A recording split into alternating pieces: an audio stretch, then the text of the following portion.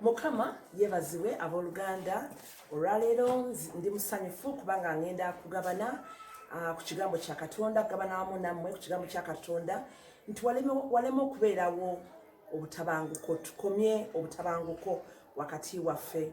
Kakati abooluganda mmanyi nti no toyinza kugamba nti obutabanguko bukome, obutabanguko actually bukome bwe tugenda okukiyita, kubanga ojja kuba weebuuza nti kisoboka okubanga mutambula mwenna muli mu kukkaanya mwenna tewali kwemulugunya. Kisoboka kubanga kituufu oyinza okubanga oluusi mufuna obutategeragana, naye ngebe bibeerawo temuyinza kubeera mwenna nga mulinga bukusu, ono kyayogera nono akikkiriza.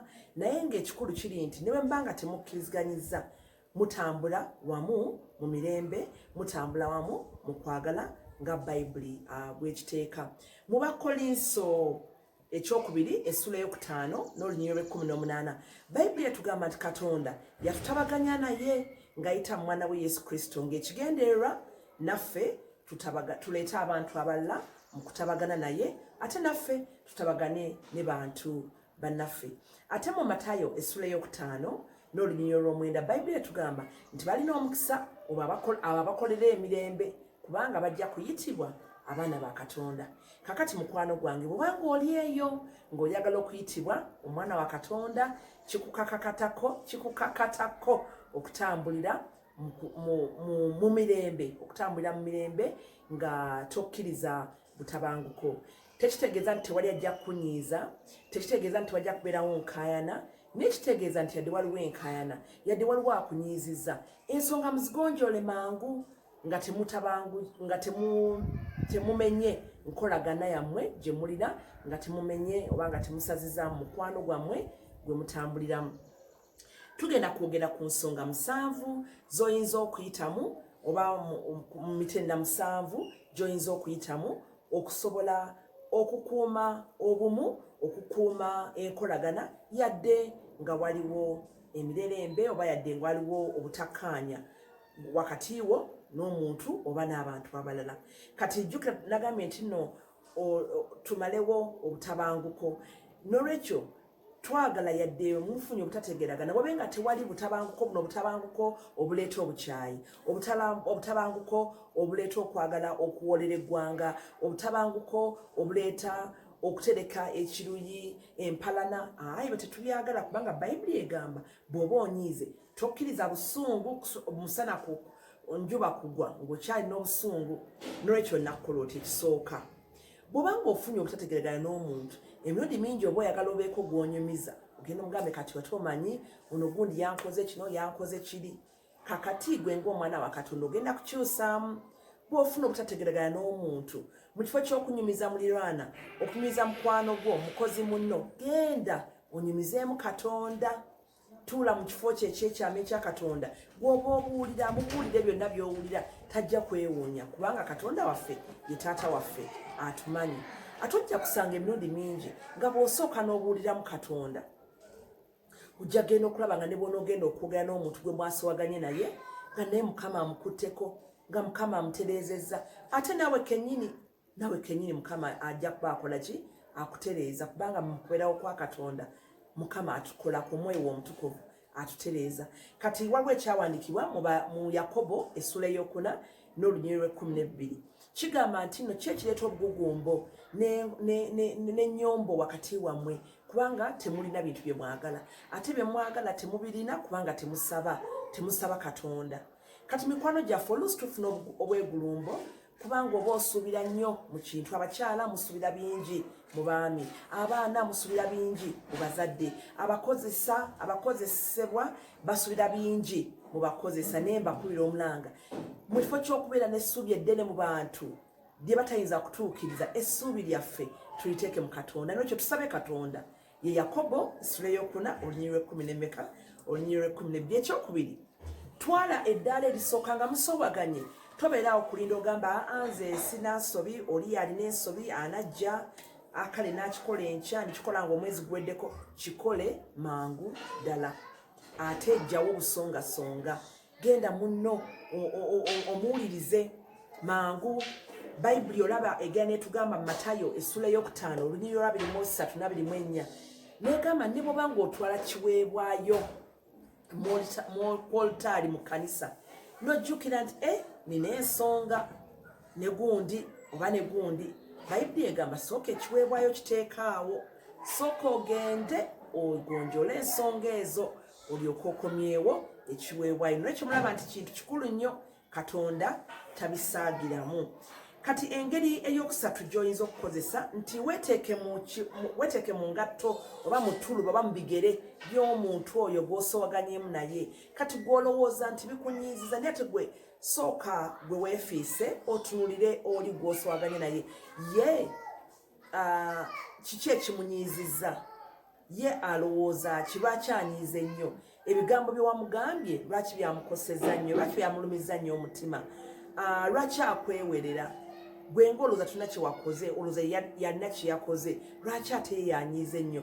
Nolwekyo ekyo oyinza okukikola ng'ogezezzaako ne weteeka mu bigere bye n'omuwuliriza n'omuleka neemala eggoga nga bwe kirinayogera n'otegeera ekimuluma. Ate bw'oba otegeera bw'oba owuliriza ekimuluma, wuliriza ddala n'omutima, tobeera bubeeza wuliriza ddala, biwulire byategeera, wulira ne byatayogedde.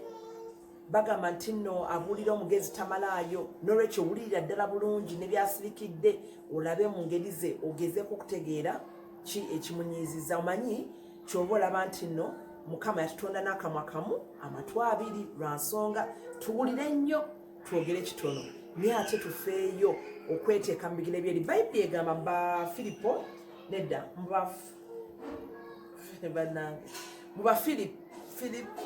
Bafilipi essula ey'okubiri n'olunyiriri olwokuna egamba nti nno bwe totunuulira byetaago byo byokka wabula tunuulira n'ebyetaago ebyaki ebyabalala. N'olwekyo awo sooka guwerekereze gw'engeri gy'owuliramu obe ng'ofaayo ku munno ye oba ku banno bo bawulira batya kweno ensonga. Wuliriza obuntu obutonotono kubanga gw'oyinza okulowooza nti ekigambo anti Abaganda bagamba nti kyerabirwa mugambi. Bw'oyinza okwogera ekigambo notumanyi nti oli kimukutteko nnyo. N'ekyo wuliriza bigambo ki byagamba ebyamunyiizizza, kikolwa ki, oba yakwadde ekyokunywa n'osituka n'osiibula. Kiki ekyasinze omunyiiza? Obuntu obwo obutonotono bukulu nnyo. Ekirala namba 4, kkiriza oba kkiriza ensobi yo. Kanti twali kkiriza ensobi yo. Omanyi Bayibuli etugamba mu bbaluwa ya Yokaana esooka olunyiriri olw'omunaana nti oyo agamba nti talina kibi yeerimba yekka. Ffera tulina ensobi. Kati oluusi oyinza okuba ng'osowaganye n'omuntu naye gwe n'olowooza nti gwe nti munno yalina ensobi naye nga tinaawe olina ki? Olina ensobi. Ate gwe era bw'oba nga yadde musowaganye gwe bw'oba nga ddala tolina nsobi tewandibaddewo nakeegulumbo, naye kitwala babiri okuleetawo obwegugumbo oba obwegulumbo. N'olwekyo gwe kkiriza ensobi yo. Kale twayombye, kale twali tunyuma bwe tutakaanyiza kyabadde bwe kiti, kale nakoze ensobi eno obeeri kkiriza ensobi yo. Bw'omala okukkiriza ensobi yo kijja kuyamba nnyo. Bayibuli etugamba Matayo essula ey'omusanvu n'olunyiriri olwokutaano. Kino ffenna tukimanyi nti nga tunaba kujjamu akagudde mu liiso lya munno, sooka gwe wejjamu ogugwo oguguddemu ogusinga n'obunene, kubanga bw'ona ojjamu ogugwo ojja kusobola bulungi ate okulaba eriiso lya munno omuggyemu akasubi akatini akagudde mu liiso lye. Ekyo kikulu nnyo mikwano, okukkiriza ensobi yo. Omanyi abantu baagala nnyo okugonda. Kasita oli omulaga nti naawe otegedde nti olina ensobi, ne bw'oba nga owulira nti gwe weefisizaamu katono, ekyo kasa kiba nga kigulumiza Mukama n'ekimuyamba okukkakkana. Then kye tuba twagala okuggumiza oba okuzzaawo enkolagana tuba tukifunye. Namba 5, bw'oba nga ogezaako okuleetawo okutabagana, essira liteeke ku kizibu so si ku muntu. Bayibuli etugamba mu Befeso 6:12 nti tetulwanagana na mubiri na musaayi wala tulwanagana na myoyo n'ab'amasaza.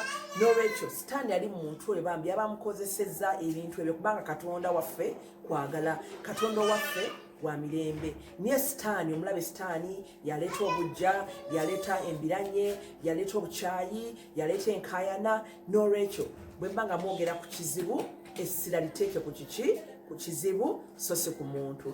Kitegeeza nti ne bw'oba oyogera ne munno ng'amugezaako okutabagana, kozesa ebigambo ebigonvu, tokozesa bigambo ebinaamusala omutima, ebinaamulumya omutima, byateerabire. Kozesa ebigambo ebiddaabiriza, ebigambo ebimuzza, kubanga engeri okwogera n'ekimu naye ate engeri gy'okyogera nakyo kikola ki? Nakyo kiyamba. Bayibuli egamba mu Ngero 15 olunyiriri olusooka nti ekigambo ekiweweevu kigonza omutima, naye olulimi oluwandagala ebigambo lubanga olukumye omuliro ogw'omutawaana ennyo.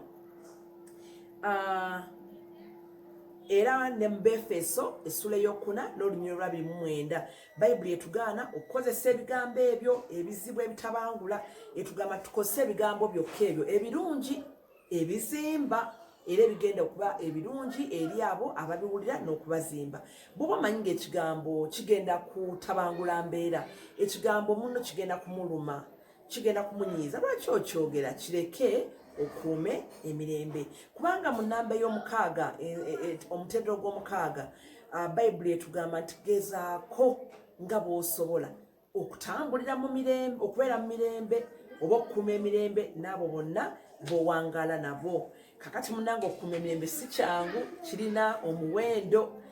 Oba olina okwewaayo. Mujjukire Yesu bwe baali bamutwala okumukomerera, Bayibuli egamba nti yagenda bambi ng'endiga ng'asirise busirisi, naye ng'ate ono yali mwana wa Katonda, ono yali Katonda. N'olwekyo ggwe ng'omwana wa Katonda kikujjako ki? Gezaako, togamba nti ono olw'okubanga nkoze kino nange kamukole kibi. Gwe beera n'emirembe. Bayibuli egamba, nakyogeddeko nga tutandika mu Matayo essula ey'okutaano olunyiriri olw'omwenda nti baweereddwa omukisa abo abakolerera emirembe, kubanga banaayitibwa abaana ba Katonda. Mukwano, oyagala okuyitibwa omwana wa Katonda, fuba nga bw'osobola okukuuma emirembe n'abantu b'owangaala nabo. Ekisembayo nti nno essira liteeke kukuzzaawo bumu, okuzzaawo enkolagana, okuzzaawo emirembe, so si kukumalawo kizibu. Lwaki? Muyinza okuba nga mwakayo osanga kadde kapiira, kintu kyangu nga kapiira, ne mukayana ttiimu y'ono ye yawangudde, n'ovuma abasambi booli, n'ovuma kapiteeni waabwe ono ne kimunyiriza ddala. Kati bwe mujja okutabaganya ensonga ezo, tekitegeeza nti no mujja kuba otandika okuwagira ttiimu y'oli. Oyinza okusigala ng'owagira ttiimu yo, naye kati nga bwe mba mubyogerako bibanga byakusaaga, okusaaga okulungi, so okusaaga okutabangula emmeeme, okunyiikaaza abantu. N'olwekyo essira liteeke kukuzzaawo nkolagana, so si kumalawo kizibu. Ekizibu ekyo oba obutakkaanya oba batuuseeko, muyinza okugenda mu maaso nga mubwogerako, naye nga mubwogerako mu mirembe, nga mutabaganye, nga muli mu kwagala nga Katonda bw'atusuubira. Kakati njagala kukubuuza ekibuuzo, muganda wange oba mwannyinaze ali eyo, taata wange oba maama wange ali eyo, oyinza okuba ng'oliawo naye ng'olina omuntu eyakunyiiza. Kugamba ng'oliawo olina obutakkaanya, olina obutabanguko, oba n'omuntu oyo nkusaba nti omwoyo omutukuvu akwateko, ku ddakiika eno okwate essimu, omuntu oyo oyogere naye, ensonga ezo zikole ki? Ozimerengule ziggweewo. Omanyi Bayibuli ensonga ezo ziggweewo. Nyiza okuba ekyokulabirako eggwe olwadde olunaku lw'abataata. Kati bataata bangi bamanyi okudduka ku baana baabwe nga bakyali bato. Oli n'agenda oluusi omwami awasiza mukyala mulala, bano abaana beeno n'abeerabira, ate oluusi abeeri basanze be bazaane mu mulala n'abaweerera. Kati bw'owulira Father's Day, oluusi okuze weesobola oli bulungi n'ogamba Father's Day saagala kumanya, kubanga ono yatulekawo. Abeeri banaamwagaliza Father's Day. Naye ggwe ng'omwana wa Katonda, ggwe akolera emirembe onnakukola ki? Kubyesonyiwa. Mukubire taata kasimu mugambe, kale lwabadde lweggulo, ne mugaye taata, munnange weebale kunzaala.